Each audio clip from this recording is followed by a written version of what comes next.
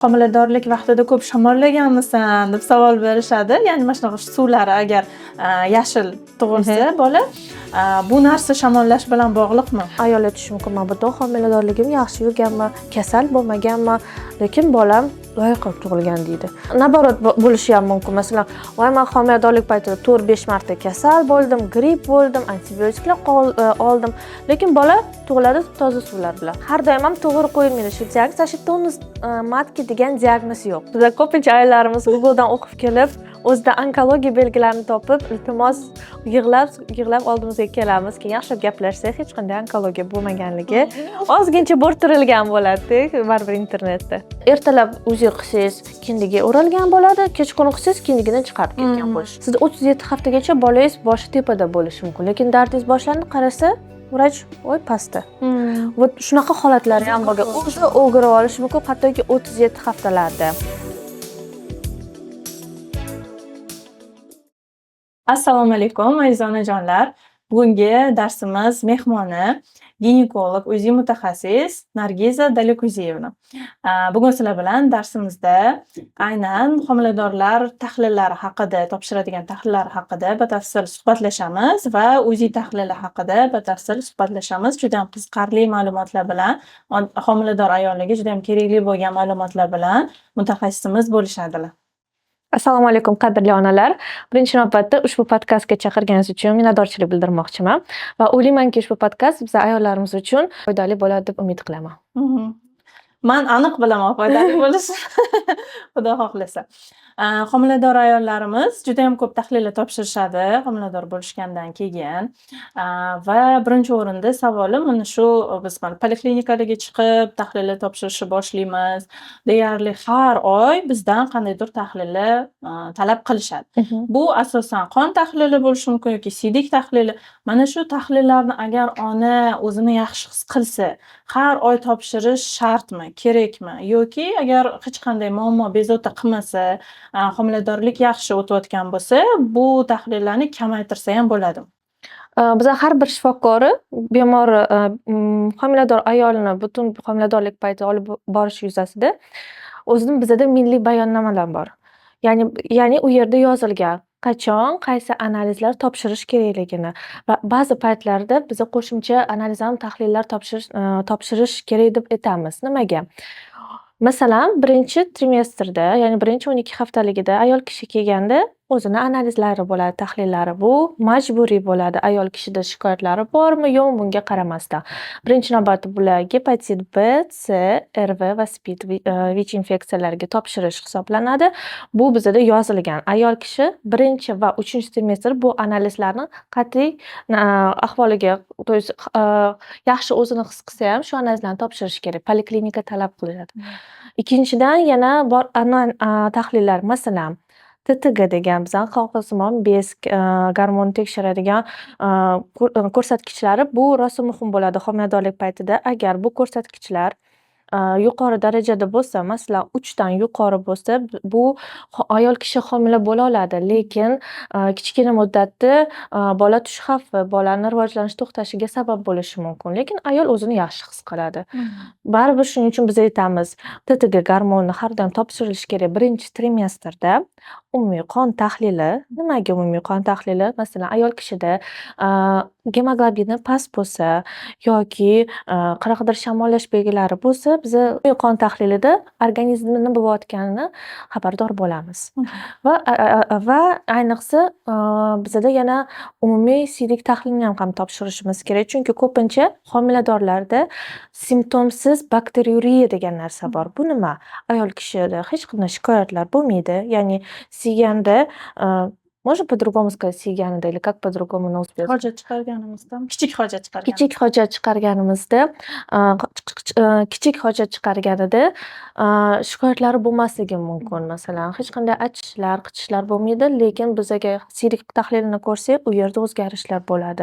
Masalan, bakteriyalar paydo bo'lishi. Bu albatta ayol kishida shikoyat bo'lmasa ham ularni davolashimiz kerak. Va bak passiv mochi degan narsa bor. U ham siydik ayol kishida shikoyatlar bo'lmasa ham topshirilishi zarur. Agar ularning darajasi qaysidir bakteriya 10 5-darajadan oshiq bo'lsa, ayniqsa shunaqa ayollarga biz antibiotik tahlil назначение qilamiz. Как будет? Antibiotik yozib beramiz.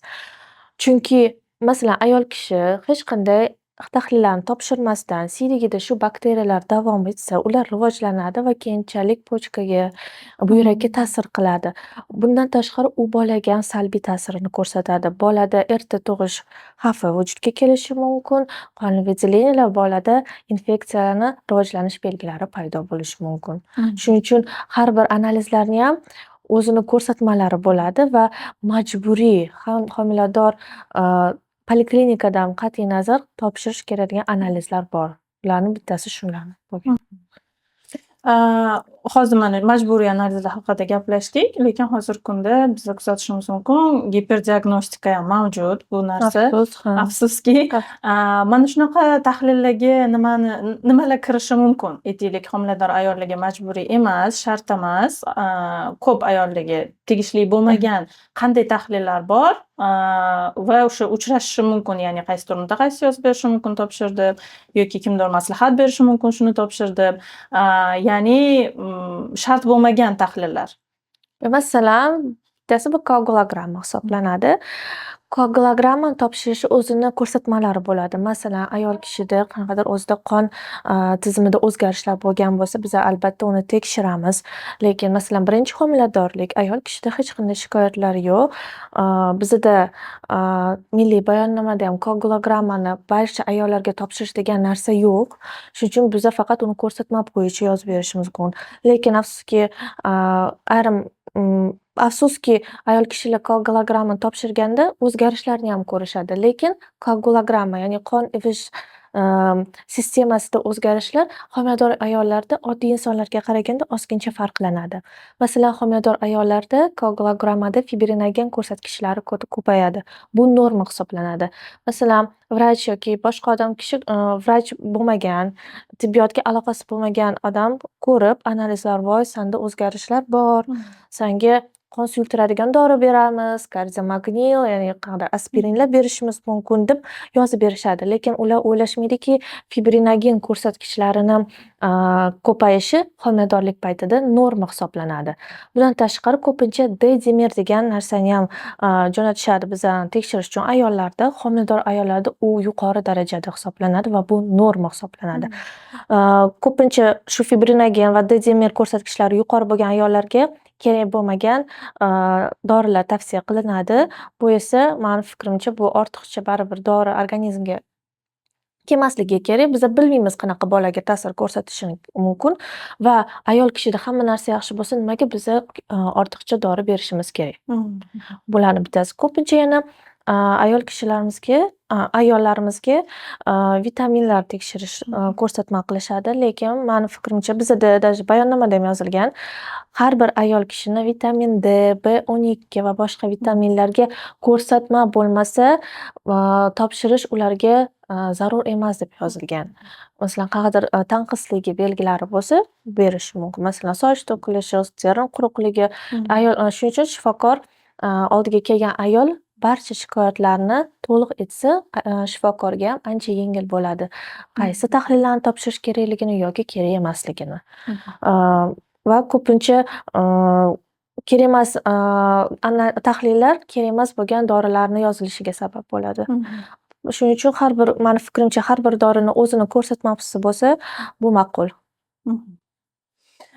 Ko'pincha tahlilni topshirganimizda, mana aytib o'tganingizdek, homiladorlik davrida o'zgarishlar bo'ladi tahlillarda, ya'ni qaysidir elementlar ko'payishi, bu tabiiy holat, ba'zi bir ko'rsatkichlar norma hisoblanadi.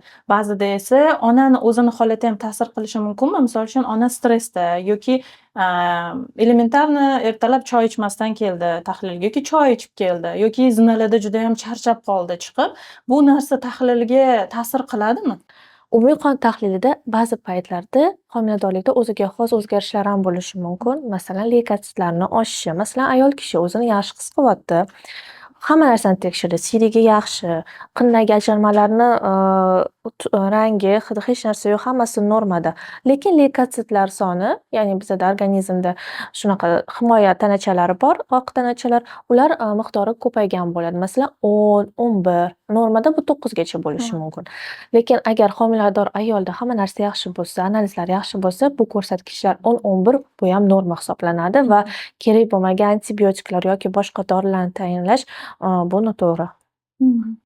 Man o'zim homiladorligimda o'sha borgan murojaat qilgan ginekologim so'yini balandligini ko'rib Bu ham so'yib juda vahima qilgandilar. Judayam vahima qilib, bu onkologik kasalliklarda oshib ketadi aslida deb vahima qilgandilar. Keyin boshqa mutaxassisga borganimda xuddi shunaqa holat bo'lgan. Bu norma homiladorlikda so'ya ko'rsatkichi oshadi. Umuman xavotirga o'rin yo'q. to'ppa-to'g'ri. Tinchlantirgandilar va homiladorlar ko'pincha mana shunaqa kichkina o'zgarishlar bo'lsa ham, hattoki qo'rqib ketishi mumkin. Mutaxassis hech narsa demasa ham, mana bu yerda o'zgarish bor ekan, mana bu ko'tarilib qolgan ekan deb. Va albatta buni o'zimiz ya'ni o'zimiz bu narsani расшифровка deydi-yu, qilishga harakat qilishimiz kerak emas. Hozir yana ChatGPT ham bor. Biz ko'pincha ayollarimiz ChatGPTga rasm oladi, tahlilni ChatGPTga jo'natishadi.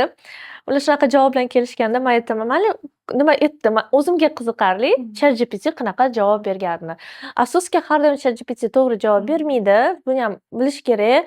Hech qachon sun'iy intellekt shifokorni joyini almashtira olmaydi. Chunki baribir biza o'qiganmiz ChatGPTga hamma ma'lumotlar, rosa ko'p ma'lumotlar filtrdan o'tmagan bo'lishi mumkin. Shuning uchun ko'pincha ayol kishilar shundan foydalanib vrachga borishmaydi. Shunaqa ayollarimiz ham bor.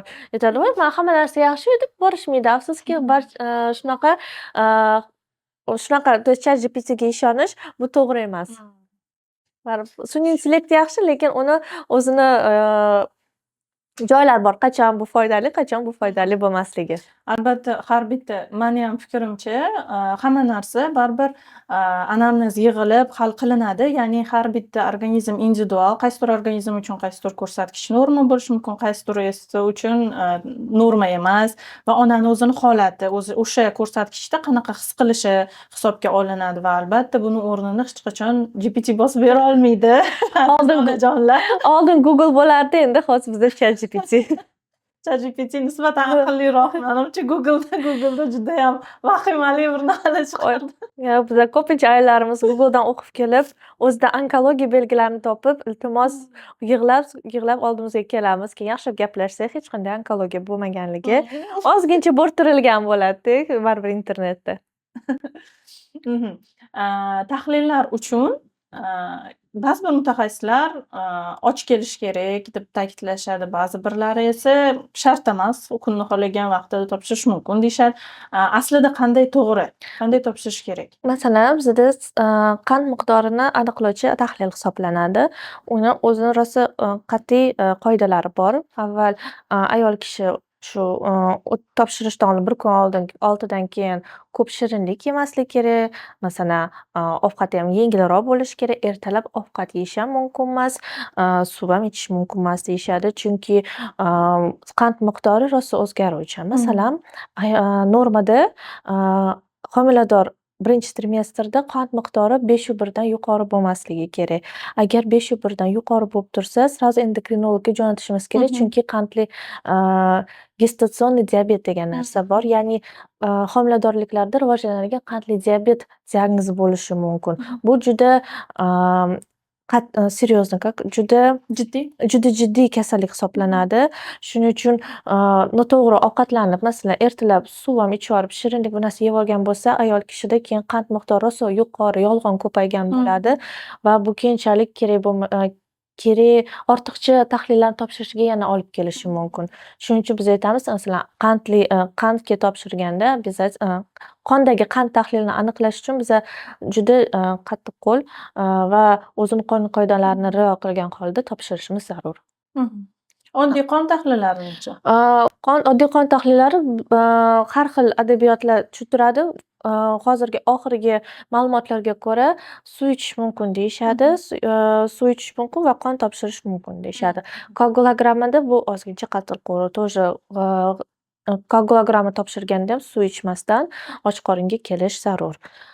Ba'zi paytda masalan, homiladorlik erta muddatlarida, birinchi trimestrlarda, masalan, ayol kishi zadержка bo'ldi, ya'ni hayz kuni hayzi o'z vaqtida kelmadi, test qiladi. Homiladorlik testini ikkita poloska chiqadi, ya'ni ikkita belgi chiqadi. Bu poloskadan keyin masalan uziga kelsa, uzida ko'rinmasligi mumkin homiladorlik. Iltimos biz aytamiz, qondagi HGC darajasini aniqlash kerak deymiz. Lekin ayol kishi aytishi mumkin va men ertalab ovqat yeb qo'ygan bo'lishimiz mumkin. Lekin biz aytamiz, HGC miqdori ovqat yeganimizga bog'liq emas. Chunki siz ertalab ham homilador bo'lasiz, kechqurun ham homilador bo'lasiz. Shuning uchun biz aytamiz, HGC shu paytda biz aytamiz, ovqatga hech qanday aloqasi yo'q deb aytamiz. Bu boshqa gormonal analizlarga ham ta'sir qiladimi? Ya'ni shu boshqa gormonlarga topshirayotganimizda ovqat yeyishimiz, yemasligimiz muhimmi? TTG tekshirayotganimizda TTGda biza aytishadi, tishni yuvmaslik kerak rostdan ham, lekin suvni ham ichish mumkin deyishadi. Chunki hozir bu endokrinologlar har xil narsa aytishi mumkin. Biz shuning uchun aytamiz, ovqat yemasangiz, chunki ko'pincha ayol kishi faqat TTGga topshirmaydi-yu, ko'pincha bir nechta analizlarni topshiradi. Ular orasida masalan och qoringa bo'ladigan analizlar bo'lsa, ular albatta ular bilan noto'g'ri chiqishi mumkin. Shuning uchun biz aytamiz, iloji bo'lsa och qoringa bo'lsa, oddiy suv ichsa ham, masalan, koagulogramma qand miqdorini aniqlovchi tahlil bo'lmasa, suv ichsa bo'ladi deymiz. Chunki ayol kishiga baribir qiyin. Ayniqsa birinchi trimestrda toksikoz degan narsa bor. Ayol kishi och qorin qolib ketsa, toksikozi kuchayadi. Shuning uchun biz даже yozib berganimizda ayol kishiga ushbu analizlarni topshiring deganimizda ham o'zingizga yaqin joyda topshiring deymiz. Chunki ayol kishiga bu yengilroq bo'lishi uchun tezroq analiz topshirib, tezroq suv ichib olsa, ozgincha ahvoli ham yaxshi bo'ladi. UZI tahlillariga qanaqa tayyorlanishimiz kerak? O'sha to'g'ri, yaxshi ko'rsatib berishi uchun. Bu homiladorlikning muddatiga bog'liq bo'ladi. Masalan, bizda 5-6 haftalik homiladorliklar bo'lsa, biz albatta uni transvaginal, ya'ni UZIni qin orqali ko'rishimiz mumkin. Ko'pincha ayollarimiz o'ylaydi, qinda ko'rilgan UZI bu bolaga qanaqadir zarar ko'rsatishi mumkin, bolani tushib qolishiga olib kelishi mumkin deb o'ylaydi. Bu noto'g'ri. Butun dunyo tajribalari shuni ko'rsatdiki, ultratovush o'zi hech qanday bolaga ziyon keltirmaydi va hattoki qindan ko'riladigan ultratovush tadqiqoti bu bolaga hech qanday ta'sirini ko'rsatmaydi. Ayrim paytda bizni pastdan ko'rishimiz kerak. Masalan, bizni tepadan transabdominal yo'l bilan homilani ko'rganimizda, homila biza yurak urishini ko'rmasligimiz mumkin. Homila kichkina bo'lgan bo'lishi, masalan, 2-3 millimetr tepadan ko'rinmayapti, transabdominal. Shunaqa paytlarda bizda ikkilangan paytda biz aytamiz, hozir sizni qindan ko'radigan ko'rsatmamiz bor. Biz aniq bilishimiz kerak. Sizda homiladorlik rivojlanyaptimi yoki rivojlanmayaptimi? Shunaqa paytda biz albatta qindan ko'ramiz. Yurak urishi bormi, yo'qmi ko'rishimiz kerak. Ultratovush shunaqa 12 haftagacha, mana shuni aytib qo'ymoqchimanki, umumjahon UZI jamiyati bor va ular shuni ta'kidlashyaptiki, iltimos, iloji boricha yurak urishini eshittirmang onalarga. Ko'pincha kichkina muddatdagi ayollar keladi, masalan, 8-9 hafta yurak urishini eshitaman deb UZI vrachga murojaat qiladi. Mumkin emas, chunki biza bola yurak urishini ko'rsatsak, pulsatsiyasini ko'rsatsak, bu yetarli. Yurak urish soni 5-haftadami, 6-9 hafta bo'ladimi, bizaga qiziqtirmaydi. Yurak soni bu hech qanday predikt bo'lolmaydi. Masalan, ko'pincha aytishadi, voy, yurak urishi past bo'lyapti. 6 haftada masalan 115 deyishi mumkin. 115 rosa kam. Biz aytamiz, 115 120 bo'ladimi, 140 bo'ladimi, 160 bo'ladimi, bu bolaga rivojlanishini hech narsa ko'rsatmaydi. Yomonmi, yaxshimi, uni hech narsa davolab bo'lmaydi. Biz faqat o'sha 12 haftagacha, to'g'rimi? To'g'ri. Biza 11 haftadan o'sha skrining muddati hisoblanadi. 11 dan 13 hafta 6 kungacha bu skrining muddati. Bu oynada ayniqsa shunaqa muddatda eshitsa bo'ladi. Lekin 8-9 haftada yurak urishini eshitish mumkin emas. Bu o'zi butun jahonda shunaqa aytilgan. Lekin transvaginal pastdan ko'rish bu bolaga xavfsiz ekanligi isbotlangan. Bizda umuman UZI haqida ham judayam qo'rquvlar bo'ladi onalarda. Bu homilaga xavfli yoki qandaydir o'sha nurlanish chaqirishi mumkin degan mana shu joylariga ham oydinlik kiritsangiz, xursand bo'lamiz. Nurlanish yo'q. Birinchi navbatda bizada rentgen, MSKT degan tekshiruvlar ular rentgen nurlari hisobiga bu bolaga salbiy ta'sirini ko'rsatadi. Lekin biz aytyapmiz tovush bolaga zarar yetkazmaydi. Ba'zi payti biz hattoki ayol kishiga aytamiz, har 2 hafta keling deb, har 1 hafta keling deb. Chunki albatta jiddiy holatlar bo'ladi. Biza ayol kishini har 2 haftada UZI qilishimizga to'g'ri keladi. Va UZI bu xavfsiz, bu tovush, bu nurlanish emas. Bolada hech qanday UZIdan nuqsonlar paydo bo'lmaydi. Ko'pincha mana shu UZIda jinsini bilamiz. Juda ham qiziq bo'lgan hamma homilador ayollar uchun. Aynan jins bilish uchun murojaat qilishadi UZIga va ba'zida shunaqa bo'lishi ham mumkin, har xil joyda har xil jins aytishlari mumkin. Bu narsa bolani to'g'ri srokiga ham bog'liq bo'lishi mumkin birinchidan. Ammo ko'pincha nimaga bog'liq bo'ladi? Ya'ni mutaxassisning o'zini tajribasigami yoki balki apparatga o'sha oxirgi rusumli bo'lishigami? Nimaga ko'proq bog'liq? Chunki ko'p eshitganmiz, ba'zida hattoki butun homiladorlik davrida boshqa jinsni aytib turib, tug'ilganda umuman boshqa jins Kamdan kam shunaqa bo'ladi. Hozir yaxshi bizda apparatlarimiz yaxshi rivojlangan. Lekin bu meni fikrimcha apparatga bog'liq emas. Bu birinchi navbatda bolaning joylashishiga qarab. Kichkina muddatda, masalan, 12-13 haftalik homilada половой бугорок degan narsa bor. Shu jinsiy organlar atrofida. Lekin u qiz bolada va qiz bolada va o'g'il bolada ular o'xshash bo'ladi. Shuning uchun biz birinchi kichkina 12-13 haftada uni faqat masalan bola yonboshlab yotsa, tepaga qarayotib, pastga qarayotib biz ehtimol qilishimiz mumkin. Qiz bolami yoki o'g'il bolami. Lekin bu faqat har doim biz aytganimizda bu 70% ga deymiz. Biz hech qachon UZI sizga hech qachon 100% 12 haftada aytish bu noto'g'ri bo'ladi. Chunki bu o'xshash bo'ladi rosa. Lekin biz aytamiz, masalan, aniqroq, masalan, 90-95% bilmoqchi bo'lsangiz, biz aytamiz 15-16 haftalardan kelish. Chunki o'sha haftalarda aniqroq, masalan, erkak kishida, o'g'il bolada половой член o'sishi mumkin, ya'ni erkak oladi, adashmasam, ularda ko'rinishi yaxshiroq va qiz bolada va jinsiy lablar ko'rinadi shunaqa muddatda. Lekin ayrim paytda hattoki bo'ladiki, bola bekitadi o'zini 35-34 haftagacha o'zini jinsini. Chunki ba'zi paytlarda kindik, pupavina deymiz, kindigi oyoqlari orasida bo'ladi. Biz shu sababli ko'rmay qolishimiz mumkin. O'g'il bolami, qiz bola, chunki oyoqlarining orasida. Va katta muddatda ham rosa qiyin ko'rish. Masalan, ko'pincha bizani onalarimiz aytadi, "Aytmang bizaga." Lekin birdaniga 35-36 haftada bitta ko'rib oring deyishimiz. Bilgim kelib qoldi. Shunaqa paytda ko'rmaslik ham bo'lishi mumkin. Chunki qo'lini bekitgan bo'lishi mumkin, oyoqlarini. Chunki bola o'sha katta muddatda shuncha qimirlamaydi. Qanaqadir o'zini yaxshi turgan joyi bo'lsa, qimirlashi ehtimoli kamayadi. Joy kamayadi. Shuning uchun biz aytamiz, masalan, ayrim paytda birinchi martadan emas, ikkinchi martadan, ayrim paytda uchinchi martasiga aytamiz. Iltimos keling, biz uchinchi marta kelganingizda o'sha yaxshilab ko'rib beramiz deymiz.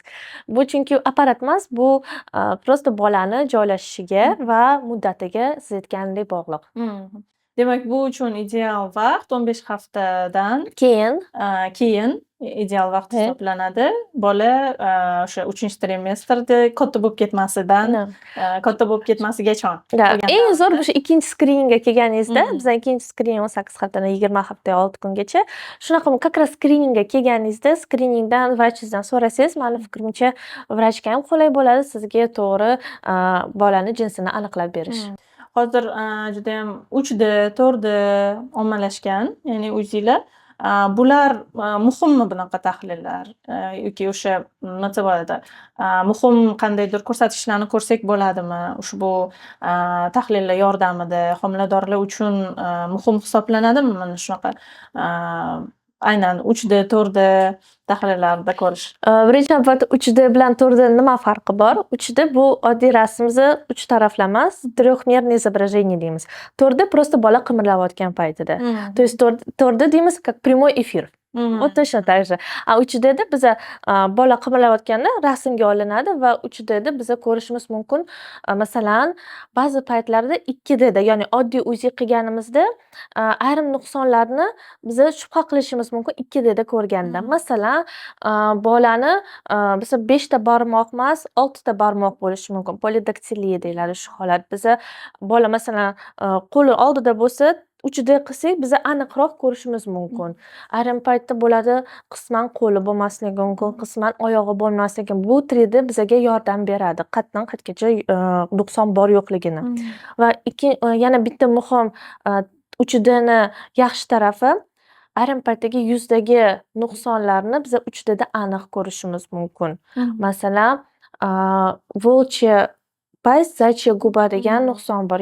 O'zbek tilida afsuski men to'g'ri tarjima qilolmayman. Ya'ni bu yerda yumshoq tanlang, я не знаю, как talayda yaxshi rivojlanmagan bo'ladi va lablarda ham shunaqa расширение paydo bo'ladi. Bu ayrim paytda u 2D da yaxshi ko'rinmasligi mumkin. Chunki bola qimirlab yoki qanaqadir soyalar bo'lishi mumkin. Biza esimizda bo'lishi kerak, ayol kishida oldin birinchi teri qavat, keyin yana 7-8 qavat bor. Keyinchalik ultratovush ko'rsatadi bizani yoki ba'zi paytda yo'ldoshi oldinda bo'lganda ham ozgincha soyalarni hisobiga biza yuz qismini bolani yaxshi ko'rmasligimiz mumkin. Shuning uchun paytda 3D ayrim paytda qilsak ko'rinadi. Ya'ni biza ko'rishimiz mumkin, bormi shu nuqson yoki yo'qmi. Lekin chiroyli rasmlar ko'rsatishadi internetda. Ularning ham o'zini sharoiti bo'lishi kerak. Bolam birinchi navbatda bolani va devor orasida joy bo'lishi kerak. Suv bo'lishi kerak. Yaxshi ko'rsatkich uchun. Masalan, ba'zi paytda bola yo'ldoshga qarab turadi. Prям shunaqa yaqin turadi. Hech narsa ko'rinmaydi sizga. Bola yuzi faqat qisman burnini ko'rishimiz mumkin, qisman labini ko'rishimiz mumkin. Lekin bola masalan yotibdi, suvlari ko'p miqdorda, ya'ni kam suvligi yo'q. Lekin devori ham masalan yo'ldoshni orqa devorida joylashsa, bola oldida faqat suv turibdi. Shu payt biz UZI qilsak, rosa chiroyli rasmlar chiqadi. Shuning uchun ba'zi payt biz aytamiz, bu shifokorni malakasiga bog'liq emas. Bu prosta bola har paytda kimdir bekitadi, kimdir yuzini, kimdir bekitmaydi va boshqa homilani strukturalarini joylashishiga bog'liq bo'ladi. Judayam ko'p qo'yiladigan tashxis deymizmi, homiladorlikda tonus matki, o'sha bachadon tonusi judayam ko'pchilik homilador ayollarimizga qo'yib berishadi va hattoki mana shu tonusda qimirlash mumkin emas, yoting, harakat qilish mumkin emas deb tavsiyalar ham berishadi. Bu qanchalik to'g'ri? Mana shu haqida batafsil yoritib bersangiz juda ham. Siz aytgan narsadan tashqari ko'pincha tonus deganda сразу Dufaston, Utrogestan degan qinga svechalar yoki tabletkalar yozib berishadi. Afsuski har doim ham to'g'ri qo'yilmaydi shu diagnoz. Shu tonus matki degan diagnoz yo'q. Butun xalqaro tashkilotlarda ultratovush bo'yicha bachadon o'zi mushak organ hisoblanadi. Ularni teganda, masalan, hattoki katta muddatlarda ayniqsa bilinadi, qornimiz ushaganda qattiq bo'lib qolishi mumkin. Lekin siz o'zingizni yaxshi his qilasiz. Masalan, kichkina muddatda xuddi shunaqa. Bachadon katta bo'lgan sari bachadonni payli o'shiydi. Bachadon katta bo'lganda paylar tortiladi. Birinchi navbatda ayol kishida ayniqsa birinchi trimestrda pastga tortadigan og'riqlar bo'lishi mumkin. Kuchli emas, lekin ular o'xshaydi hayz kelishdan oldingi bo'ladigan og'riqlarga. Biz aytamiz bu norma deymiz. Lekin ayollarda bu payt prosta og'riqlar bo'lib, hech qanday shikoyatlar bo'lmasa, ya'ni qonli выделениyalar bo'lmasa, o'zini yaxshi his qilsa, lekin UZIga keladi. UZI masalan vrach yozib berishi mumkin. Ugroza vykidishi, tonus matki deb 3 ta undov belgilarini qo'yib ginekologga jo'natadi. Ginekolog oldi kelsa, ginekolog aytishi mumkin. O'zi yaxshi qilyapsizmi? Qonli выделениялari yo'qmi? Bo'ldi. Значит, tonus degan narsa yo'q. Tonus deb сразу tabletka yozish bu noto'g'ri. Ugroza прерывания беременности, ya'ni bola tushish xavfi o'zini ko'rsatkichlari bo'ladi, o'zini belgilari. Birinchi navbatda bu muddatiga bog'liq. Agar ayol kishi o'zini yaxshi his qilsa, UZIda hech qanday kuchli, masalan, gematoma degan belgilar bo'lmasa, qonli выделение bo'lmasa, u tonus bu tonus davolash kerak degan narsa emas hisoblanadi. Bu norma hisoblanadi. Ya'ni butun dunyoda tonusmatik, ya'ni bachadon tonusi degan tashxis yo'q. Tonus bo'lishi bu norma hisoblanadi. Lekin uni ham hamma narsa o'zini narsalar bor. Masalan, katta muddatda tushish xavfi rostdan ham bo'ladi, lekin biza qonli выделение kelishdan oldin og'riqlar kuchli bo'lganda, masalan, 30-hafta bo'ladim, 32 haftadan keyin bo'ladim, ayoldan birdaniga og'riqlar boshlandi. Og'riqlarni tushunmayapti, pastga tortib og'riyapti, aytyapti, dardga o'xshamayapti, og'riyapti kuchli. Biza UZIda shunaqa paytda qindan orqali ko'rib, bachadon bo'yini uzunligini ko'rishimiz kerak. Bachadon bo'yini uzunligi normada bo'lsa, bu hech qanday угроза преждевременных родов, ya'ni erta tug'ish xavfi yo'qligini dalolat beradi va boshqa sabablarni aniqlashimizga to'g'ri keladi. Ya'ni biza ba'zi paytlarda katta muddatda ham qin orqali to'g'ri tashxis qo'yish uchun UZI qilishimiz kerak. Ba'zi hollarda gipertonus deb yozib beriladi. Yo'q, biza gipertonus, tonusmatika degan o'zi tashxis yo'q. Yana bitta tashxislardan biri помутнение околоплодных вод, ya'ni suvlarni xirlanishi degan, suv xira bo'lishi degan diagnoz qo'yishadi. Diagnoz o'zi shunaqa hech qachon yo'q. U qanaqadir belgi bo'lishi mumkin. Lekin muddatida, ayniqsa 15-16 haftaligida UZIga e'tibor bersangiz, UZIda suvlari xira bo'ladi rostdan, lekin bu norma hisoblanadi. Ya'ni masalan, ko'pincha ayol kishilar diagnozida qo'yib berishadi shunaqa suvni xiralanishi va srazu antibiotik yozib berishadi. Bu noto'g'ri. Bizada qanaqadir shamollash belgilari bo'lsa, suvlarning sifati emas, miqdori o'zgaradi. Ya'ni suv yoki ko'payib ketadi, yoki kamayib ketadi. Bu norma emas. Bu ozgincha e'tiborga sazovor holat hisoblanadi. Lekin suv xira, siz masalan 2 haftadan keyin suv xira deb yozishadi ko'pincha, tivartinlar yozib berishadi, qanaqadir vitaminlar. 2 haftadan keyin keling, 2 haftadan keyin kelsangiz top-toza bo'ladi. Chunki prosta kutib turish kerak. Bu norma. 2 haftadan keyin o'zi dori ichmasangiz ham o'zi yo'q bo'lib ketardi. Lekin suvni miqdori yaxshi bo'lib turib xira deb yozib berish bu noto'g'ri, lekin sizda masalan suv ko'p yoki suv malovodiya, mnogovodiya degan diagnozlar qo'yishganda, bu albatta shifokorga borib to'g'ri sababini aniqlash kerak va to'g'ri davo qilish kerak. Chunki suvlar miqdori o'zgarishi bu juda muhim ko'rsatkich hisoblanadi. Suvni misol uchun tug'ruq vaqtida biz ko'rishimiz mumkin. Suvni rangi o'zgarishi, ya'ni yashil ba'zida bo'lishi. Bu narsa ko'pincha nimaga bog'liq? Tug'ruq paytida dardlar bo'lganda bolada gipoksiya holati birdaniga rivojlanishi mumkin. Bizda gipoksiya rivojlanganda bizda analniy sfinkter bor, ya'ni orqa teshigi bor. Orqa teshik gipoksiya kuchli bo'lganda u ochilib ketadi, to есть ushlab turmaydi va axlat chiqadi suvga. Shuning uchun biza bola tug'ilganda kir suvlarni ko'rishimiz mumkin. Bu dalolat beradiki, ya'ni homila tug'ruq paytida gipoksiya holat borligini. Mabodo shunaqa holat, kuchli gipoksiya masalan 35-36 haftada bo'lsa, birdaniga suv kirlanib qolish, bu bolada 1-2 kunda уже ta'sirini ko'rsatadi. Ya'ni biza suv xira bo'lib turib 2 haftadan keyin toza bo'lib qoldi degan desangiz, значит sizda suv xira bo'lmagan. Prosta qanaqadir boladan teri qoldiqlari, bola siyrigini siyadi. Bizada suv almashinadi, har doim filtrlanadi. Prosta shuni hisobiga ozgincha xira bo'lgan bo'lishi mumkin. Lekin tug'ruq paytida siz ko'rgan yashil suvlar bu homiladorlik emas, tug'ruq paytida gipoksiya borligini, masalan, kindigiga o'ralgan bo'lishi mumkin ko'pincha.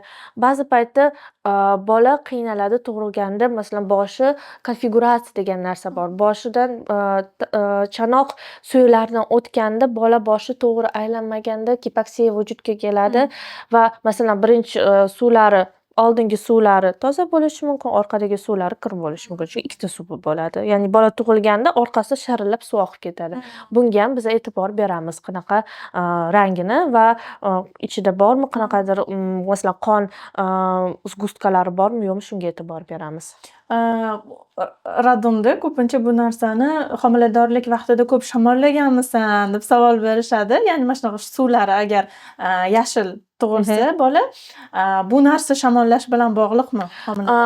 Yo'q, bu ko'pincha ba'zi paytlarda bolada nuqson bo'lsa, bu xronический surunkali gipoksiyaga qanaqadir bola slabый bo'lishi mumkin, bola rivojlanishdan ortda qolishi mumkin va albatta shunaqa gipoksiya holatida bola tug'ilganda dard bu bolaga stress hisoblanadi va qo'shimcha stress bolada shu sfinkterlarni ochilishi va axlatni tashqariga chiqishi, suvlarga chiqishiga sabab bo'ladi. Bu afsuski masalan ayoldan so'rasangiz ham ayol aytishi mumkin, "Men butun homiladorligim yaxshi yurganman, kasal bo'lmaganman, lekin bolam loy qilib tug'ilgan" deydi. Lekin naborot bo'lishi ham mumkin. Masalan, "Voy, men homiladorlik paytida 4-5 marta kasal bo'ldim, gripp bo'ldim, antibiotiklar oldim", lekin bola tug'iladi toza suvlar bilan. Shuning uchun bunga aloqasi yo'q har doim. Ba'zi bir holatlarda mana shunaqa aynan suv ketgandan so'ng, ya'ni yashil suvlar biza ko'rsak, kesirish jarayoniga ham ko'rsatma berishadi. Ya'ni bunaqa holatda biz to'g'rirog'i kesirva qilishimiz kerakmi yoki ona o'zi tabiiy tug'ruq bilan tug'a oladimi? Yo'q, bu rosa nimjon savol hisoblanadi. Nimaga? Kesirning o'zini ko'rsatmalari bo'ladi. Bu bolani yurak urishiga, o'zgarishiga, ya'ni bola yuragi taxikardiya, bradikardiya bersa, ya'ni birinchi yurak urishi normadan haddan tashqari bo'lsa yoki pasayib ketsa, bu albatta kesirga ko'rsatma bo'lishi mumkin. Bu kesirva, ekstreniy kesirva bor, planoviy, rejali kesirva bor. Biz hozir ekstreniy haqida gapirsak, uni ko'rsatmalari rosa ko'p. Masalan, ayrim paytda yurak urishi o'zgarsa, onaning ahvoli preeklamsiya holati, davleniya birdaniga ko'tarilib ketsa yoki bolada birinchi navbatda yurak o'zgarishi paydo bo'lsa, biz albatta uni kesirvaga olib ketamiz. Suvlariga qarab o'tirilmaydi. Lekin kesirva qilish oddiy UZIda yozilishadi. Suvlari xira deb, lekin bola yurak urishini ko'rsak, yaxshi, KTGsi yaxshi bo'lib turib, lekin kesirvaga olib ketish bu noto'g'ri hisoblanadi. Ko'pincha ayol kishilar aytishadi, kesirva yaxshiroq o'zidan tug'ruq qaraganda. Kesirva butun dunyo aytishadi, kesirvadan asoratlar ko'proq. Ko'pincha onaning o'limi dan sabablardan biri bu kesirva hisoblanadi. Ya'ni kesirdan qolgan asoratlar, sepsis bo'lishi mumkin, kровотечение bo'lishi mumkin. Shuning uchun agar sizda ko'rsatma bo'lmasa kesirvaga tug'ruq tabiiy holda tug'ruqni olib borish ma'qul hisoblanadi. Shuning uchun ayol kishilarga aytamiz, kesirva qildirmang agar ko'rsatma bo'lmasa. Lekin ona yoki bola tarafdan ko'rsatmalar bo'lsa, biz albatta birinchi navbatda kesirva qilishdan oldin ruxsat olamiz. Соглашение deyiladi. Siz roziligingizni bildirishingiz kerak bu kesirva qilishidan va shundan keyin kesirva qilinadi. Demak, yashil suvlar kesirvaga ko'rsatma emas. Yo'q. Agar bolani va onaning ahvoli yaxshi bo'lsa, kesirvaga ko'rsatma hisoblanmaydi. Bizni onajon murojaat qilgandilar. Mana shu savol bilan, chunki ular tug'ruqga tayyorlanganlar, tug'ruq jarayonida esa suv ketgan va suv juda ham yashil bo'lgan. Mana shu suving yashil ekan deb kesirva jarayoniga ularni olib kirib ketishgan. Biz bilmaymiz, balki o'sha paytda rostdan o'zgarishlar bo'lgandir. Biz birinchi suv ketgandan keyin dardlari boshlanmagan bo'lishi mumkin. Dardlari boshlanmaganda biz stimulyatsiya, induksiya rodov degan narsa qilamiz. Agar induksiya ta'sir qilmasa, masalan, gellar qilamiz, prostaglandinlar beramiz, lekin tug'ruq kelmaydi, shuning uchun kesirvaga olib ketgandirmiz. Biz shunaqa narsalarni bilmaymiz. Ko'pincha prosta ayol kishi o'sha paytda qiynaladi. Ayol kishi tushunmasligi mumkin nima bo'layotganini, dardlari bo'layotgandir. Ayol kishi tezroq hal qiling. Ko'pincha tug'ruq xonada og'riqlaridan aytamiz, kesirva qiling, men hozir o'laman, hozir bo'ldi, rosa tushunish kerak shunaqa paytda. Ayollar ularni nima bo'layotganini ular tushunmasligi mumkin. Shunday paytlarda biz men shifokorlarni himoya qilmoqchi emasman. Prosta biz aniqroq, ko'proq ma'lumotga ega bo'lsak, to'g'riroq baho bera olamiz. Bu rostdan ham kesirvaga ko'rsatma bo'lganmi yoki bu kesirva qilmasa ham bo'ladi deb. Mana shu kindik o'ralish haqida ham gapirib o'tib ketdik. Ya'ni bu qanchalik xavfli? Ko'pincha o'sha kindigi o'qiga o'ralgan ekan deb ham UZIda ko'rib berishligisi mumkin, yozib berishligisi mumkin. Bu narsa kesirvaga ko'rsatma bo'la oladimi yoki bu narsa o'sha gipoksiya xavfi bor deganimi? Ko'pincha kichkina muddatda ham tug'ruqdan oldin ko'pincha UZIda yozishadi. 2 marta aylangan, 1 martaga o'qiga aylangan kindik deb yozishadi. Lekin biz albatta hech qanday masalan Doppler ko'rsatkichlarida yoki yuraverishda bolalar rivojlanishida hech qanday xavf bo'lmasa, bu aytamiz bemalol yurasiz, shu obvitsiya bilan bemalol tug'urasiz deymiz. Chunki ko'pincha ayollarimiz obvitsiya bilan tug'iladi, spokойно bola ham sog'lom, onasi ham sog'lom bo'ladi. Bundan tashqari bu kindik birinchidan soniga qaraladi и kichkina muddat bo'lsa, ayniqsa masalan ertalab UZI qilsangiz kindigi o'ralgan bo'ladi, kechqurun qilsangiz kindigidan chiqarib ketgan bo'lishi. Masalan 25-26 haftalarda, 28 haftada kindik masalan o'raladi, masalan 1 oydan keyin UZI qilyapmiz, kindigi yo'q. Shuning uchun bu tug'ruq kindik o'ralishi bolaga qanaqadir ta'sir ko'rsatishini faqat biza tug'ruq paytida yurak urishi, bolaning yurak urishini o'zgarishiga qarab baho bera olamiz. Ungacha prosta masalan keldi, ayol kishi UZI bilan bola hamma narsa yaxshi, lekin kindigiga o'ralgan 2-3 marta deyish ham mumkin yoki 1 marta. Shu kindik o'ralish kesaravaga ko'rsatma bo'la olmaydi. Tonus haqida gaplashganimizda, mana shu, ya'ni tonus kuchayishi holatlari ona baribir bezovta bo'ladi. Bu narsaga davo qilishimiz kerak emas bo'lsa ham, bu narsa onani hayot tarzi bilan bog'liq bo'lishi mumkinmi? Misol uchun, ich qotish kuzatilsa, ko'p homilador ayollarda bu narsa kuzatiladi. Yoki boshqa sababdan, balki stress ta'sir qiladi. To'ppa-to'g'ri. Ya'ni o'sha tonusni kuchaytiradimi, onani holatini, mana shu holatni kuchaytiradimi va ona ya'ni shu oddiy narsalarga birinchi ahamiyat berishini men juda ham xohlagan bo'lardim. To'g'ri, ayniqsa bizlarning homilador ayollarimiz qabziyatga moyilligi bo'ladi. Ko'pincha so'rasak, oxirgi marta qachon oxirgi marta hojatxonaga bordingiz desak, biz aytamizlar 2 kunda bir, 3 kunda bir marta. Albatta, ular o'zini ta'sirini ko'rsatadi va siz aytgandek qorin qattiqlashishiga ham sabab bo'lishi mumkin. Va ko'pincha ayollarimiz qattiq stresslansa, kimdir bilmasdan arazlashib qolsa, masalan bolalar bilan qiynalsa, bolasi kasal bo'lsa, ona o'zini boshqa ona bolasiga qarab rosa siqilishi mumkin va albatta bu tonusga, ya'ni mushaklarni torayishiga, tonusga tushishiga sabab bo'lishi mumkin va shunaqa paytda stress bo'lmadimi, qabziyat bo'lmadi yoki ayrim paytda qanaqadir shamollashlar hisobiga ham qattiq bo'lishi mumkin. Lekin bu tonusni birinchi sababini bilish kerak. Lekin ayol kishi o'zini yaxshi his qilsa, trenirovочный схватки degan narsa bor. 32 haftadan 30 haftadan keyin boshlanadi. Qattiq bo'lib qo'yvorib, ular noregulyar, ya'ni ular doimiy emas, uzunligi 1 daqiqadan ko'p bo'lmaydi. Masalan, kechasi ko'pincha ayollarimiz 32-33 haftada va qattiq bo'lib qoldi, lekin masalan 30-40 sekunddan keyin qo'yvordi. Necha marta bo'ldi desa, 3 soatda, 4 soatda 1 marta bo'ldi. Masalan, kechasi uxlashimdan oldin bo'ldi, ertalab bitta bo'ldi. Bu norma hisoblanadi. Qachon norma emas? Agar siz dardlaringiz 10 daqiqa ichida 3 tadan oshiq bo'lsa, 3 va undan ortiq bo'lsa, bu yoki masalan 37 haftadan oldin bo'lsa, bu erta tug'ish xavfiga sabab bo'lishi mumkin.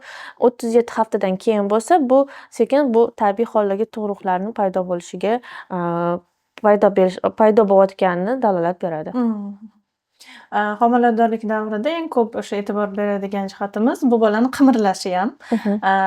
Ba'zan juda ham aktiv bo'ladi bola, juda hattoki o'sha onaga tinchlik bermaydigan darajada aktiv bo'lishi mumkin yoki juda ham passiv bo'lishi mumkin. Onalar xavotirlanishi mumkin, jim bo'lib qoldi nimagadir. Qanaqa jihatlarga biz e'tibor berishimiz kerak? Aslida o'sha normalari bormi buni ham yoki mutlaqo bu narsani ahamiyat berishimiz kerak emasmi? Yo, ahamiyat berishimiz kerak. Masalan, ayol kishi ko'pincha kelishadi oldimizga, UZIga. Aytadi, bola tez qimirlayapti, men xavotirlanyapman. Bolaga hamma narsa yaxshimi, yo'qmi? Biz UZIda ko'ramiz, hamma narsa yaxshi, bola aktiv, bola hech qanday nuqsonlari yo'q, bola o'zini muddatiga to'g'ri o'syapti. Bachadonda hech qanday bachadon bo'yni qisqarishi belgilari yo'q. Hamma narsa yaxshi aytamiz. Keyin ayol kishi aytishi mumkin. Qanaqa hammasi narsa yaxshi? Bola tez qimirlayapti-yu deyishi mumkin. Biz shunaqa paytda aytamiz, bola aktiv bo'lishi ayrim paytda temperamentga, masalan, otasi yoki onasi aktivniy bo'lsa, bola ham aktivniy bo'lishi xarakteriga bog'liq. Har xil bizlar kichkina chaqaloqlar, masalan, 5 yoshli bolalar ham har xili bor, kimdir sho'x bor, kimdir spokойно bor. Bu xuddi shunga narsa bog'liq. Aytamiz, temperamentga bog'liq bo'lishi mumkin. Bolani aktiv va passiv paytlari bo'lishi mumkin. Siz может быть kunduzi bola passivniydir, masalan, uxlayotgandir, dam olayotgandir bola, kechasi siz yotganingizda bola aktiv qimirlashni boshlaydi, sizga bu xavotirlanishga sabab bo'lishi mumkin. Lekin biz aytamiz, sizda hozir hamma narsa bolani qimirlashi bu temperamentga hech qanday strashni yomon narsa yo'q deymiz. Nima oddiy rosa bizaga jiddiy narsa bu bolani qimirlashini pasayishi, susayishi. Bu ayol chunki qanaqadir kuchli gipoksiya bo'lsa, bola energiyasini tejashga harakat qiladi. Bola aktivniy bo'lsa, energiya значит ko'p ketadi, значит gipoksiya yo'q deydi. Ko'pincha aytishadi, voy bolam ko'p qimirlayapti, gipoksiya bo'lgan deydi. Bu noto'g'ri. Naborot, qanaqadir gipoksiya bo'lsa, ayol kishi aytadi, bola qimirlashini yomon sezyapman deydi. Bola qimirlashi susayib ketdi. Bu juda seryozni, juda jiddiy belgi hisoblanadi. Biz shunaqa ayollarni biz ko'rishimiz kerak. Rostdan ham bolasi yurak urishlarini, harakatlarini tekshirishimiz kerak bo'ladi. Va albatta Dopplerda, ya'ni qon aylanishida o'zgarishlar bormi, yo'qligini bo'ladi. Chunki ayrim paytda jiddiy holatlardan belgisi bolani ortida qolishi yoki bolani birdaniga rivojlanishni susayishi, bu qon Dopplerda o'zgarishi va bolani qimirlashini kamayishi belgisi hisoblanadi. Shuning uchun bu ayollarimizga aytamiz, bolani qimirlashiga e'tibor bering. Bola kam qimirlasa yoki soni kamayib yoki hattoki ayrim paytda sezmay qolsangiz bola qimirlayotganini, albatta shifokorga murojaat qiling deymiz. Ko'pincha bola o'sha aytaylik boshi tepada bo'lishi kuzatilishi mumkin va bunaqa holatda ham onalar xavotirlanishadi. Qaysi srokkacha biza o'sha kutsak bo'ladi, ko'pincha xavotirlanmasdan o'girilishini yoki o'sha qanaqa maslahat bergan bo'lardingiz, bolani o'girilib olishiga yordam berish, balki qandaydir o'sha mashqlarmi yoki bunga dorilar bormi? Ba'zi bir onalar so'rashadi hattoki, bolamni o'girish uchun qandaydir dorilar ichishim kerakmi? Bunga maslahatlaringiz va qo'shimcha ravishda murojaat bilan chiqishadi. Mutaxassislar sizlar taniysizlarmi bolani o'girib beradigan, ya'ni o'sha katta o'sha sroklarda qo'li bilan tug'ruqgacha o'girib beradigan bu metodlardan foydalanish qanchalik xavfsiz hisoblanadi? Mana shu haqida fikringiz? Normalda 28 haftadan boshlab ayol kishilar Doppler ko'rib 3-chi skrining deyishadi bizada xalqda. Ular kelishganda bolani boshi pastda joylashgan bo'ladi 60% paytlarda. Shu 40% paytda bolani boshi tepada bo'lishi mumkin yoki ko'ndalang joylashgan bo'lishi mumkin, lekin pastda emas. Biz aytamiz, ko'rish kerak. Haqiqiy nima, masalan, dardingiz boshlandi, masalan 38 haftada. Sizda 37 haftagacha bolangiz boshi tepada bo'lishi mumkin, lekin dardingiz boshlandi, qarasa, vrach voy pastda. Вот shunaqa holatlar ham bo'lgan. O'zi o'girib olishi mumkin, hattoki 37 haftalarda. Shunaqa meni tajribamda bo'lgan. 36 haftada UZI qilishgan, bola тазовое предлежание deyishgan. 37 hafta 6 kun bo'lganda ayol kishi o'zini tabiiy tug'ruqlar, dardlar bilan kelgan. Biz o'yladik, hozir ekstreniy operatsiya qilamiz deb, chunki тазовое предлежание, ya'ni bolani boshi bilan turmasligi bu keservaga ko'rsatma bo'lishi mumkin. Biz o'yladik, hozir keserva qilamiz deb, lekin palsevoy исследование, ya'ni pershatkada ko'rganimizda bolani boshi pastda joylashganini bildik. Ayol kishi ham rosa hayron bo'ldi, lekin shunaqa holatlari ham bo'lgan. Hech qanday dorilar bolani boshi tepadan pastga tushishga olib kelmaydi. Biz ko'pincha aytamiz, emaklab yurishingiz mumkin, chunki gravitatsiya hisobiga bolani ozgincha boshi surilib qolishi mumkin tepadan pastga. Ko'pincha ayol kishida masalan suvi ko'p bo'lsa, bolani boshi pastda qattiq qadalmaydi. Pastda joylashgan bola tepaga tushib qolishi ham mumkin. Shunaqa ham bo'lishi, suvlar ko'p miqdor bo'lgan. Chunki bola головкасы zafiksirованный bo'lmaydi, chanoq kichik chanoqda. Shuning uchun qattiq turmaganiga suv ko'p, bola boshi shunaqa yuradi. To есть qattiq turish kerak tug'ruqdan oldin. Bu juda muhim.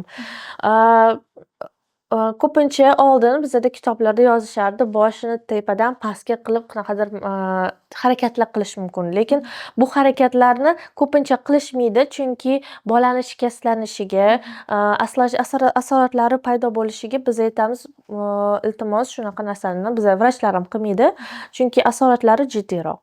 Biz aytamiz, bola boshi masalan dardi boshlandi yoki suv ketib qoldi, boshi pastda emas tepada, bu konsilium qilinadi, kerak bo'lsa keserva qilinadi. Homilador ayollarga, ya'ni tug'ruqga tayyorlanayotgan homilador ayollarga maslahatlaringiz, eng muhim maslahatlaringiz nima juda ham muhim deb o'ylaysiz o'zingiz shaxsan va nimaga tayyorlanishlari kerak? Balki shu homiladorlik davrida nimalar bilan ko'proq shug'ullanishlari kerak. Shunda biz demak o'sha yengil tug'ruqqa erishamiz. Birinchi navbatda, homilador ayolni qo'llab-quvvatlaydigan odamlar bo'lishi kerak. Bu ruhiy holati ayol kishi rosa muhim. Ko'pincha ayollarimiz kelishadi vrach oldiga, hech qanday dorilarni emas, чтобы выслушали. Ya'ni ayol kishini dardi ko'p bo'lishi mumkin, qiynalayotgandir. Ayol kishi o'zini dardini shifokoriga aytsa, ozgincha yengil bo'lsa, bu ham bizga katta yaxshi ko'rsatkich hisoblanadi. Chunki ayollar bu tasdiqot как исследования доказали. Tadqiqotlar shuni ko'rsatdiki, ayolning ruhiy holati bolani rivojlanishiga to'g'ri chambarchas bog'liq. Masalan, ayol kishi ko'p stressda siqilsa, bolani perinatal осложнение, ya'ni bolada tug'ruq paytidagi осложнение bo'lishi mumkin. Erta tushish xavfi bo'lib qolishi mumkin. Qonli выделениyalar, bu hammasi ayolning oddiy ruhiy holati, depressiya, stresslarini hisobiga paydo bo'lishi mumkin. Ayrim paytda ayol kishi atrofida ruhiy hech kim qo'llab-quvvatlamaydigan odam bo'lmay qolsa, ayolda antenatal depressiya belgilari bo'lishi mumkin. Shuning uchun biz e'tibor beramiz ayolning ruhiy holatini. Va ayolning antenatal, ya'ni homiladorlik paytida siqilishlar ko'p bo'lsa, tug'ruq paytidan keyin birinchi oy qiyin bo'lganda, buni depressiyani kuchayishi, postnatal depressiya degan narsa bo'lib, hattoki boshqa mamlakatlarda shular ko'rsatdiki, antenatal homiladorlikdagi depressiya, bola tug'iladi, onasi shunaqangi kuchli depressiyaga tushadi, hattoki bolasini ham o'ldirishga qodir bo'lishi mumkin, shunaqangi qiynalgani. Shuning uchun biz aytamiz, yoningizda yoki qaragisi kelmaydi, ko'targisi hech narsa o'zini ham o'ziga jon suiqasd qiladigan ayollarni, chunki homiladorlik qiyin kechgan. Biz shuning uchun aytamiz, iltimos homiladorlik bo'lishdan oldin birinchi tayyorgarlik qiling, ko'ring, hamma mikroelementlar anemiya bo'lsa, temir moddasini olib anemiyani yo'q qilish kerak, chunki yengil o'tishi uchun. Aytamiz, qo'llab-quvvatlaydigan odamingiz bo'lishi mumkin va aytamiz, o'zingizni ishonadigan shifokoringiz bo'lsa, bu sizga ancha qulay bo'ladi. Chunki ko'pincha ayrim paytda ayollarimiz bitta vrachga boradi, keyin ikkinchi vrachga boradi va vrach va bemor o'rtasidagi связь, ya'ni aloqa mustahkam bo'lmaydi. Qanchalik ayol kishi o'zini vrachiga ishonib, vrach ham o'zini bemoriga nisbatan mehr-oqibatli bo'lsa, bu homiladorlik 50% yaxshi o'tishini belgisini bo'lishi mumkin. Shuning uchun biz aytamiz, iltimos, yoningizda odam bo'ling. Shifokorning gapiga quloq soling deymiz. Aytamiz, iltimos, shunaqa belgilar o'zimiz aytamiz. Qachon analiz topshiring? O'z vaqtida analizlarni topshirsangiz, homiladorlik paytida va tug'ruq paytidagi ayrim asoratlarni oldini olsangiz, qo'lingizga, bag'ringizga sog'lom bolani olasiz. Bu mening fikrimcha, bu eng asosiy meni sovetlarim, ya'ni maslahat berardim. Iltimos, o'zingizni va bolangizni o'ylang. Mening fikrimcha. O'zinglarni ehtiyot qilinglar va homiladorlik vaqtidagi tahlillardan qo'rqish kerak emas. Bular juda ham muhim. Aynan o'sha dinamikani ko'rish uchun, homiladorlik haqida davri bo'yicha o'sha muhim tarixni yig'ilish uchun, hattoki o'sha sizni bu homiladorligingizdagi tajribangiz keyingi homiladorligingizga ham ta'sir qilishi mumkin va bu narsalarni bilib borish, yig'ib borish ham muhim hisoblanadi. Hammasi joyida yaxshi o'tayotgan bo'lsa ham, to'g'rimi? To'g'ri. Bugungi mehmonimizdan Nargiza Dilug'uziyevnadan olgan ma'lumotlarimiz juda ham foydali bo'ldi degan umiddaman sizlarga. Men uchun ham juda ham qiziqarli bo'ldi. Sizga kattakon rahmat bugun bizani podkastimizga tashrif buyurganingizdan. Onalarga juda ham manfaatli bo'ladi degan umiddaman ko'rishganida. Chunki mamlakatimizda juda ham ko'p tarqalgan turli xil afsonalar, har xil ma'lumotlar, har tarafdan ma'lumotlar juda ham har xil, chalkash, radomda boshqa narsa deyishadi, qo'shni xola boshqa narsa deydi, qaynonamiz boshqa narsa, vrachimiz umuman boshqa narsa deydi. Shuning uchun avvalambor juda ham xohlardimki, ishonchli mutaxassislarga murojaat qilishligisini va ishonchli mutaxassislar bilan mana shu o'zlari ta'kidlaganlaridek ishonchli munosabatlar o'rnatishni.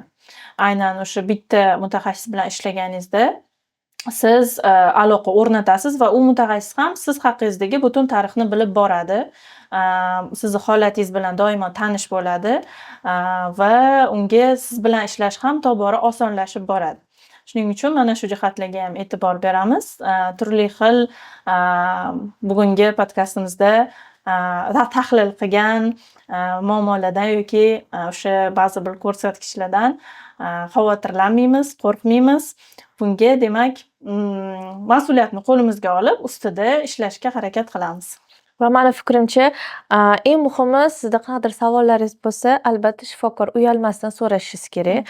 Chunki bu shu podkastni biza barcha analizlarni, barcha tahlillarni qamrab ola olmaymiz. Chunki bu homiladorlik va uning tahlillari rosa ko'p bo'lishi mumkin. Biza hozir sog'lom onalarni aytyapmiz. Bizada xavf ostidagi homiladorlar ham bor, preeklamsiya degan narsa bor, gestatsionniy diabet. Bular hammasi ozgincha boshqacha chora ko'riladi. Shuning uchun biz hozir bugun normal homiladorlik haqida gapiryapmiz va qanaqadir hamma narsani qamrab olmagan bo'lsak ham, mani fikrimcha savollaringiz bo'lsa, o'zingiz shifokoringizga murojaat qilsangiz, albatta siz shifokoringiz savollaringizga javob bera oladi. Agar sizda ma'lumot bo'lsa, o'zingiz ham xotirjam bo'lasiz, mani fikrimcha. Da, hech qachon uyalmang. Bizada ko'pincha uyalishadi mana shu taraflama. Hattoki o'sha diagnoz qo'yilganda ham uni nimaligini tushunmasligingiz mumkin yoki xavotirlanib ketishi mumkin. Juda ham stressga berilmanda shunaqa diagnoz ekan deb aslida qo'rqinchli emas holatlarga ham albatta shifokordan so'rang. Ya'ni bu nima degani? Aslida bu nimani bildiradi? Endi nima qilamiz? Men nimalar qilishim kerak bu holatni yaxshilash uchun? Uyalmang, qo'rqmang. Shifokorlar albatta sizga yotig'i bilan tushuntirib berishadi. To'ppa-to'g'ri gapingizga qo'shilaman. Bugungi darsligimiz foydali bo'ldi degan umiddamiz. Bizani kuzatishda davom eting. Nargiza Zalikuziyevaga bugun tashrif buyurganlariga kattakon rahmat aytib qolamiz. Sizga ham rahmat. Umid qilamizki, bu podkast siz uchun foydali bo'ldi.